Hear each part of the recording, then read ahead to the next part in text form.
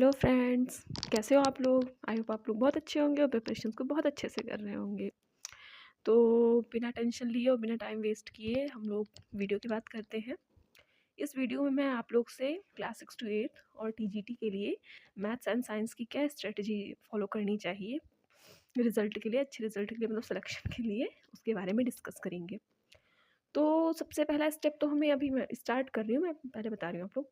सबसे पहले आप लोग को तो पीवाईक्यू देखने हैं, ठीक है? सबसे पहले आप पीवाईक्यू देखिए, ताकि मैं अगर कोई आपको सोर्सेज़ बता रही हूँ कि आपको ये सोर्स फॉलो करने हैं, तो आपको एटलीस्ट पता तो चले कि हाँ, उससे क्वेश्चन आ भी रहे हैं या नहीं, या मैंने हवा में बता दिया है, ठीक है? तो सबसे पहले आप लोग पीवाईक्यू परचेज़ करिए, कोई बुक मिल रही है तो बुक, नहीं तो इंटरनेट से डाउनलोड कर लीजिए, ढेर सारी वेबसाइट्स हैं, कहीं से भी मिल जाएगा। उसको डाउनलोड करके सबसे पहले पीवाईक्यू देखिए, फिर जो मैं जिन-जिन सोर्सेज़ को बता रही हूँ उनको फॉलो करिए और अच्छे से पढ़िए। बहुत कम सोर्सेज़ आपको बताऊँगी, 2 ही 3 सोर्सेज़ बताऊँगी। उनको करने से आपका प्रॉपर सिलेबस कंप्लीट हो जाएगा, टाइम पे कंप्लीट होगा। मैं ये भी बताऊँगी आपको कि कितने टाइम में क्या-क्या आपको करना है। Okay, so let's get start the video. पहले हम लोग ना पेपर पैटर्न की बात करते हैं कि कितने क्वेश्चन रहेंगे, कितने मार्क्स के रहेंगे और किस-किस सब्जेक्ट्स रहेंगे। सब टोटल पेपर हमारा होता है 150 नंबर का, जिसमें से खाली 120 नंबर पे हमारी मेरिट या कट ऑफ बनती है। ओके, तो ये 30 क्वेश्चन जो होते हैं इन्हीं को हटा दिया जाता है मेरिट बनाते समय। ये लैंग्वेज के क्वेश्चन होते हैं, ये सिर्फ क्वालिफाइंग होते हैं। इसमें आपको 30 में से 9 नंबर लाने होते हैं। अब ये 30 क्वेश्चन जो होते हैं, इसमें 8 क्वेश्चन इंग्लिश के रहते हैं और 22 क्वेश्चंस में आप चॉइस कर सकते हैं। मन करे आपका हिंदी लीजिए, मन करे उर्दू, मन करे बांग्ला। और जैसे बहुत लोग परेशान रहते हैं कि हमें इंग्लिश नहीं आती या हमारी इंग्लिश वीक है, तो हम क्या करें? तो आप परेशान मत होइए, इंग्लिश को छोड़ दीजिए। बाकी इन तीनों में से जो भी आपका सब्जेक्ट हो, उसको थोड़ा बहुत पढ़ लीजिएगा। बहुत बेसिक लेवल के क्वेश्चंस आते हैं, आप बहुत आराम से कर लेंगे। मुझे नहीं लगता कि जो बच्चा ये 120 नंबर क्रॉस कर लेगा, वो कहीं 22 नंबर या 9 नंबर यहाँ से लाने में फँसेगा। तो आप लैंग्वेज सेक्शन की बिल्कुल फ़िक्र ना करिए, बस अपने सब्जेक्ट पे और जीएस पे ध्यान दीजिए, आपका सिलेक्शन हो जाएगा। ओके? देन बात करते हैं 40 मार्क्स की। 40 मार्क्स में आपका रहेगा जीएस।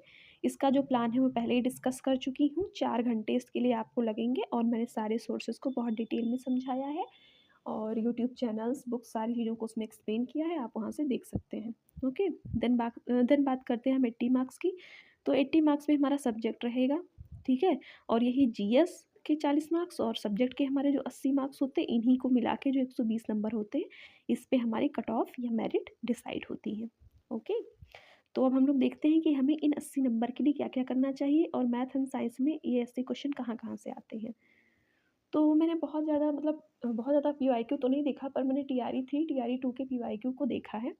उस हिसाब से आपके मैथ्स के 40 क्वेश्चन रहेंगे और साइंस के 40-40, दोनों के 40-40 क्वेश्चन रहेंगे। अब बात करें सोर्सेज़ की या प्लान की कि इसको पढ़ना कैसे है, तो सबसे पहले आपका काम एक होगा, जैसे मैंने अभी वीडियो में पहले ही बताया, सबसे पहले आपको करना है प्रीवियस ईयर क्वेश्चन। अभी सॉल्व मत करिए एकदम स्टार्टिंग में, बस एक बार आप क्वेश्चंस को अच्छे से पढ़ लीजिए कि एक बार दिमाग में रहे, जब आप आगे पढ़ाई शुरू करें, तो आपको ये पता रहे कि हाँ, अरे ये क्वेश्चन तो मैंने देखा था, तो आपको यकीन होगा कि हाँ, जो मैं पढ़ रहा हूँ, मैं सही पढ़ रही हूँ या पढ़ रहा हूँ और इससे मेरा काम आगे बनेगा। तो जब आपके अंदर आत्मविश्वास थोड़ा आने लगेगा, फिर आप और अच्छे से पढ़ पाएँगे और आपको पढ़ने में अच्छा भी लगेगा। अब बात करते हैं सोर्सेज़ की, तो दोनों ही सब्जेक्ट्स में, मैथ्स एंड साइंस दोनों में ही सबसे पहले आपको करना है 6 टू 10th की एनसीईआरटी, कंप्लीट एनसीईआरटी करनी है, कोई चीज़ नहीं छोड़नी। मान लीजिए जैसे बहुत लोग परेशान होंगे कि हम इतनी सारी एनसीईआरटीज़ कैसे करें, तो 6 क्लास की, जैसे मैंने मैथ्स तो नहीं पढ़ी है 6, 7th, 8th की, या मतलब किसी भी क्लास की, जब से मैंने स्कूल में पढ़ लिया उसके बाद मैंने नहीं पढ़ा है। पर मैंने एनसीईआरटीज़ जीएस में अच्छे से पढ़ी थी साइंस की। तो मैं ये कह सकती हूँ कि 6 क्लास की जो बुक होगी उसको पढ़ने में आपको 1 दिन लगेगा, 7th की मान के चलिए 2 दिन और 8th की मान के चलिए इसमें भी 2 से 3 दिन ही लगेगा, ठीक है? तो आपका 1 सप्ताह में 6 टू 8th आराम से कंप्लीट हो जाएगा, 1-1 सप्ताह में, मैथ्स और साइंस का, दोनों का ही। उसके बाद 9th एंड 10th में आपको थोड़ा-सा मेहनत करना पड़ेगा, 1-1 सप्ताह दोनों के लिए। तो मान के चलिए ये आपका 1.5 महीने में, ठीक है, लगभग 45 से 50 दिन लेकर चलिए, आपकी एनसीईआरटीज़ 50 दिन में एकदम, 45 से 50 दिन में कंप्लीट एनसीईआरटीज़। अब आपने एनसीईआरटीज़ कर ली, उसके बाद क्या करना है? उसके बाद फिर जो आपने पीवाईक्यू देखे थे ना, फिर से उनको एक बार देखना है, ठीक है? अब पीवाईक्यू एनसीईआरटी सॉल्व करने के बाद आपको करनी है पीवाईक्यू। NCERT देन PYQ पे दोबारा जाना है। ठीक है, अब आपसे PYQs भी होने लगे। आपने PYQ कर लिए, कितना टाइम लगेगा? 2 दिन मैक्स लगेगा, 3 दिन लगेगा। ठीक है, उसके बाद PYQ करने के बाद आपको प्रैक्टिस करनी होगी ढेर-ढेर कि प्रैक्टिस कहाँ से करें? तो प्रैक्टिस के लिए मैथ्स में जो इंग्लिश मीडियम के बच्चे हैं वो RS अग्रवाल को फ़ॉलो करें। हिंदी वाले KC सिन्हा सर की बुक को फ़ॉलो कर सकते हैं। और अगर इन दोनों को भी नहीं फ़ॉलो करना है आपने कि मुझे यूट्यूब से पढ़ना है या कोई टीचर मुझे पढ़ाता रहे पूरे टाइम, जैसे मुझे तो मैथ्स खुद से पढ़ के नहीं समझ में आती थी, ठीक है? तो मैं तो टीचर से ही प्रेफ़र करती हूँ कि मुझे यूट्यूब पे कोई लेक्चर मिल जाए जो जिस टीचर ने अच्छे से क्वेश्चन को एक्सप्लेन किया हो, मैं वहाँ से पढ़ लूँ। तो उसके लिए आप ये प्लेटफ़ॉर्म टीचर नाम का एक चैनल है, उस पे अमरजीत सर पढ़ाते हैं, इनको फ़ॉलो कर सकते हैं। इन्होंने बहुत अच्छे से डिटेल में पढ़ाया है। अगर ये दोनों बुक आप नहीं लेंगे, उसके बाद ये अमरजीत सर को फ़ॉलो कर सकते हैं। ओके, ये हो गया हमारा मैथ्स का। पहले NCERT, then previous year, then करने हैं अमरजीत सर के लेक्चर्स या बुक करनी है। ठीक है? अब हम बात करते हैं साइंस की। तो साइंस में भी सेम रहेगा।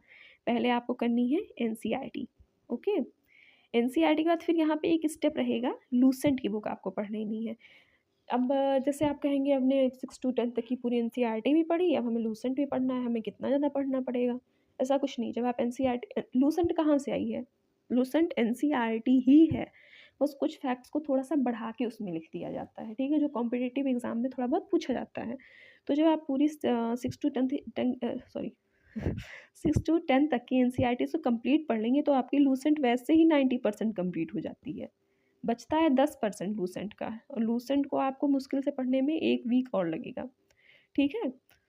और उसके बाद तो फिर आपने पहले इसके लिए एनसीईआरटी कर ली, देन लूसेंट कर लिया, देन आपको फिर से इसके पीवाईक्यू करने होंगे, ठीक है? आप पीवाईक्यू कर लेंगे, उसके बाद फिर आपको जब प्रैक्टिस करनी होगी इसकी, तो यूट्यूब से मैंने एक मैम का वीडियो देखा था, वो भी बता रही थी, वो सिलेक्टेड है। मैं उनका वीडियो देखा था, वो बता रही थी कि आपको यूट्यूब से ज़्यादा प्रैक्टिस नहीं करनी हो। मैंने भी 2-4 वीडियो देखी यूट्यूब पे, तो वो कहीं के भी क्वेश्चन करा देते हैं। मैं एक टीचर को मतलब फ़ॉलो करती थी जीएस के लिए कि मैं उनसे साइंस के क्वेश्चन करूँगी, तो उन्होंने जीएस में भी इतने टफ़ क्वेश्चन करा रखे थे साइंस के, जो कि आते ही नहीं हैं। सिर्फ़ आपको एनसीईआरटी बेस्ड क्वेश्चन्स करने हैं और वो आपको लूसेंट में मिलेंगे। जैसे मैंने भी बताया कि लूसेंट और कुछ नहीं है, बस एनसीईआरटी ही होती है, बस थोड़ा-सा उसमें ऐड ऑन्स कर देते हैं, that's it, nothing else. Okay? उसके बाद हम देखते हैं टाइम मैनेजमेंट। टाइम मैनेजमेंट के लिए 1 घंटा आपको एनसीईआरटी पढ़नी रहेगी और 1 घंटा प्रैक्टिस। ऐसे कर सकते हैं आप, दो 1-1 घंटे दोनों का, मैथ साइंस दोनों का। इस तरीके से मैथ्स का 1 घंटा प्रैक्टिस, 1 घंटा एनसीईआरटी, 2 घंटे, साइंस का 1 घंटा प्रैक्टिस, 1 घंटा एनसीईआरटी, 4 घंटे। या आपका शुरू में प्रैक्टिस करने का मन नहीं कर रहा है, आपका मन कर रहा है हम सारी एनसीईआरटीज़ पहले पढ़ डालें, तो उस तरीके से आप 2-2 घंटे दोनों सब्जेक्ट्स को दे सकते हैं। अब बात करें यूट्यूब चैनल की, तो जो एनसीईआरटी पढ़ने के लिए आपको यूट्यूब चैनल मैग्नेट ब्रेन्स नाम का चैनल है, उसको फॉलो करिए। उसमें बहुत अच्छे से एक्सप्लेन करके पढ़ाया गया है। वहाँ से आपका सारा जो भी टॉपिक्स होंगे वो एकदम डिटेल में बेसिक से वो क्लियर करवा देंगे। फिर आपको कोई भी डाउट नहीं रह जाएगा, क्योंकि देखिए ज्योग्राफ़ी हो गया, हिस्ट्री हो गया, उसको कोई अगर हमें नहीं भी ज़्यादा एक्सप्लेन करता तो हम आराम से कर ले जाते हैं। पर मैथ्स है, साइंस है, उसको हमें समझना पड़ता है, ठीक है? उसका बेसिक्स जानना पड़ता है और आगे की चीज़ें, मैथ्स तो स्पेशली आपको न्यूज़ से मजबूत रखनी पड़ेगी, तब आपका अच्छा होगा। तो उसके लिए आप मैग्नेट ब्रेन्स को फ़ॉलो कर सकते हैं। अब उसके बाद भी अगर आपको टाइम मिल जाता है इतना सब करने के बाद, तो आप एससीईआरटी जो बिहार बोर्ड की बुक है, उनको फ़ॉलो करिए। उनका 9th एंड 10th का जो अच्छे क्वेश्चन्स होंगे, उनको सॉल्व कर डालिए, क्योंकि 6, 7th, 8th को सॉल्व करने का कोई मतलब नहीं, लगभग एनसीईआरटी ही होती है यहाँ भी। यहाँ भी आपको ज़्यादा मेहनत नहीं करनी पड़ेगी। तो एक बारी हम लोग अपना ये फिर से रिव्यू कर लेते हैं कि मैथ्स में हमें क्या करना है। मैथ्स में पहले एनसीईआरटीज़ करनी है। सबसे पहले तो आपको पीवाईक्यू करने हैं, सबसे पहले। पीवाईक्यू देख लेने, मतलब सॉल्व नहीं करना है। बस एक दफ़ा देख लेना है ऊपर से नीचे तक, जैसे मैथ देखते हैं सरसरी निगाह से कहते हैं ना, वैसे सरसरी निगाह से देख लेना है। फिर मैथ्स में पहले एनसीईआरटी करनी है, देन पीवाईक्यू को सॉल्व करना रहेगा। देन आप ये तीनों में से कोई भी सोर्स अपना अकॉर्डिंगली चूज़ कर सकते हैं, वहाँ से फिर आपको प्रैक्टिस करनी रहेगी। ये तो हो गया हमारा मैथ्स का। फिर हम साइंस पे चलते हैं। तो साइंस पे हमें सबसे पहले एनसीईआरटी करनी है, देन लूसेंट को देखना रहेगा, देन हमें पीवाईक्यूज़ करने होंगे और उसके बाद लूसेंट की बुक से प्रैक्टिस करनी होगी। वैसे मैंने ये सोचा था कि आप यहाँ पे जब लूसेंट पढ़ेंगे एनसीईआरटी के साथ, तो एनसीईआरटी सार संग्रह साइंस का पढ़ सकते हैं, पर इसको मत लीजिए, इसकी कोई ज़रूरत नहीं है। आप लूसेंट लीजिए, वो बेहतर रहेगा आपके लिए, ओके? और टाइम मैनेजमेंट की बात करें तो दोनों सब्जेक्ट को 2-2 घंटे देने हैं, यानी 4 आवर्स में देने रहेंगे। और ऐसे ही मैंने जीएस जब पढ़ाया था प्लान बताया था उसमें मैंने जीएस के लिए 4 आवर्स। तो इस तरीके से आपका 8 घंटे का टोटल टाइम बनेगा। आप इसको मन करिए 2-2 घंटे के 4 स्लॉट्स में डिवाइड कर लीजिए। मन करे 4-4 घंटे का 2 स्लॉट, 3-3 घंटे का 2, 2 घंटे का 1, ऐसे करके जैसे आपको अपनी सुविधा अनुसार अपना डिवाइड कर लीजिए। फ्लेक्सिबल रहना चाहिए आपका आपका शेड्यूल, ताकि आप उसको ईज़िली फ़ॉलो कर पाएँ। और बहुत ज़्यादा ये नहीं कि आज मैंने 10 घंटे पढ़ लिया और कल मैंने 1 घंटा भी नहीं पढ़ा। कंसिस्टेंसी आपको ज़रूर रखनी है। कंसिस्टेंट नहीं रहेंगे तो फिर कुछ नहीं होने वाला, आप एक दिन में कितना भी पढ़ लीजिए। और उसके बाद मैंने ये बताया था कि अगर जैसे यूट्यूब चैनल कौन-कौन से फ़ॉलो करने हैं आप लोग को। तो यूट्यूब के लिए आप मैग्नेट ब्रेन्स का चैनल फ़ॉलो कर सकते हैं। इसमें इन्होंने बहुत डिटेल में अच्छे से चीज़ों को पढ़ाया है। इसपे सर्च करिए, चैप्टर नेम डालिएगा, उसका एक डिटेल वीडियो आपको मिल जाएगा, वहाँ पे आपका बेसिक से क्लियर हो जाएगा। इतना करने के बाद भी अगर आपको टाइम मिल रहा है तो आप एससीईआरटी 9 टू 10 सॉल्व कर सकते हैं। Thank you. अभी के लिए इतना ही, और मैं भी मिलती हूँ आपसे। तो ये हो गई ना हम लोग की सारी स्ट्रेटजी। आप लोग इसको फ़ॉलो करिए और कंसिस्टेंसी के साथ आपको करना है चीज़ों को, और भूलना चाहेंगे तो आपका सिलेक्शन ज़रूर होगा। ज़्यादा टेंशन नहीं लेनी है और वीडियो को अच्छे से देखना है। फिर भी अभी भी अगर आपको कोई डाउट रह जाता है तो आप कमेंट सेक्शन में लिख दीजिएगा, मैं उसका जल्दी से जल्दी रिप्लाई देने की कोशिश करूँगी। ठीक है? मैं एक बार फिर से आपको बता देती हूँ। पहले पीवाईक्यू को अच्छे से देख लेना है, देन एनसीईआरटीज़ कर लेनी है। उसके बाद आपको पीवाईक्यू को सॉल्व करना है। पहले आपको पीवाईक्यू सिर्फ देखना रहेगा, सॉल्व नहीं करना रहेगा।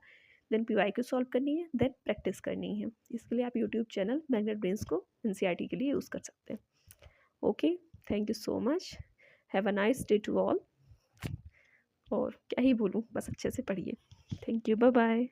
एक चीज़ और कि कल से मैं अपने चैनल पे, मतलब कल 11 बजे मेरा ज्योग्राफ़ी क्लास 6 का एक वीडियो अपलोड होगा। और जैसे मेरे फ़ोन का जो स्टोरेज है बहुत कम है, तो मैं एक बार में पूरा लेक्चर नहीं रिकॉर्ड कर पाऊँगी। तो मैं क्लास 6 की जो ज्योग्राफ़ी की एनसीईआरटी है उसको 2 पार्ट्स में अपलोड करूँगी, एक कल, एक परसों। ठीक है? तो जिसको भी जीएस के लिए अगर बीपीएससी मतलब बेस्ड, मतलब बीपीएससी के लिए जीएस पढ़ना हो एनसीईआरटी, तो मेरे चैनल को फ़ॉलो कर सकता है। Thank you so much.